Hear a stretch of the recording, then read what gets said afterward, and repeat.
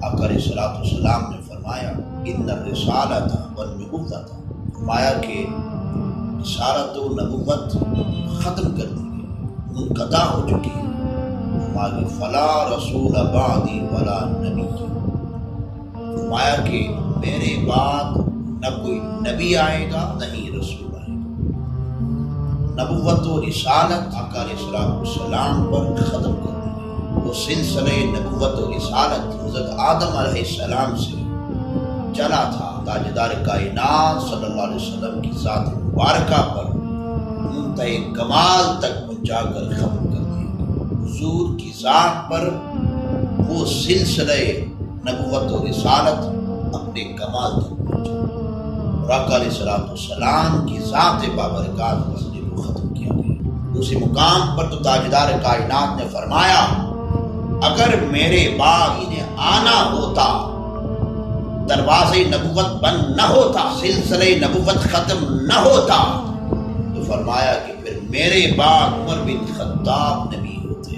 گویا کہ تاجدار کائنات نے فرمایا کہ اگر سلسلہ نبوت ختم نہ ہوتا، نبیوں کے آنے کا سلسلہ جاری رہتا، حضور کے بعد بھی نبی نے آنا ہوتا، فرمایا کہ پھر لوگوں، پھر نبی قادیان کا کانا دجال نہ ہوتا، عمر بن خطاب جیسی کوئی شخصیت ہو جاتی۔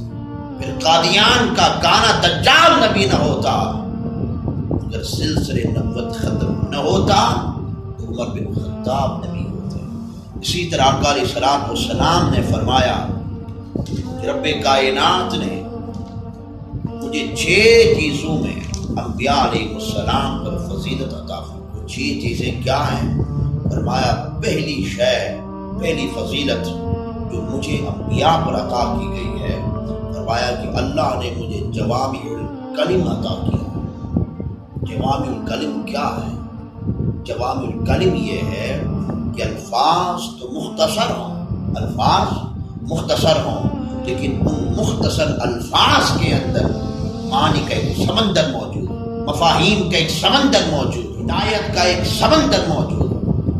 الفاظ تو تھوڑے ہوں لیکن ان الفاظوں کو کھولا جائے تو پوری شریعت اس میں سما جائے۔ پھر فرمایا کہ دوسری فضیلت یہ عطا کی ہے کہ اللہ نے روح کے ذریعے میری مدد فرمائی کی شان ہے۔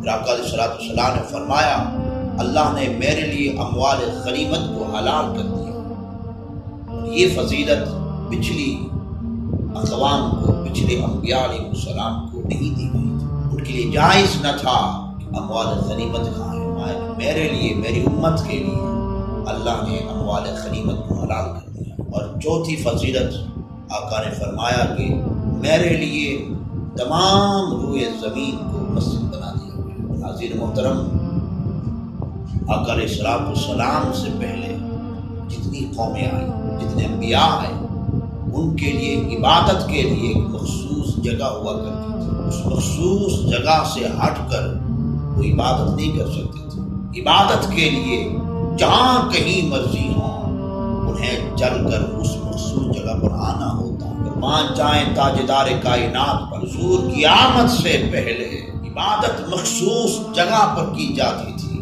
ایک بندے کا دل چاہتا تھا کہ میں عبادت کروں، اس کو اجازت نہ تھی وہاں عبادت کرے، بلکہ اس کو حکم ہوتا کہ جہاں عبادت کے لیے مخصوص ہے جو جگہ، وہاں جا کر کی جائے۔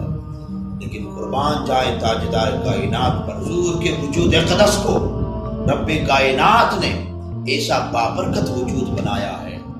آمد مصطفیٰ سے پہلے عبادت مخصوص جگہ پر ادا کی جاتی تھی، لیکن جب آقا علیہ الصلوۃ والسلام کی آمد ہوئی، حضور کے قدم لگتے ہی اللہ نے ساری زمین کو مسجد بنا دی۔ حضور کے وجود کے صدقے ساری کائنات کو، ساری زمین کو عبادت گاہ بنا دی۔ اعلان کر دیا لوگوں جب جہاں چاہو خدا کی عبادت کرنا، خدا کی عبادت کرو، خدا تمہارے سجدوں کو اپنی بارگاہ میں قبول فرمائے گی حضور کے صدقے سے۔ آقا علیہ الصلوۃ والسلام نے فرمایا کہ اللہ نے پانچویں فضیلت مجھے یہ عطا کی ہے، یہ ساری مخلوق کے لیے رسول بنا کر بھیجا۔ اور چھٹی فضیلت فرمائی جو آج کے موضوع کے متعلق ہے، فرمایا کہ اللہ نے مجھ پر سلسلے نبوت کو ختم کیا۔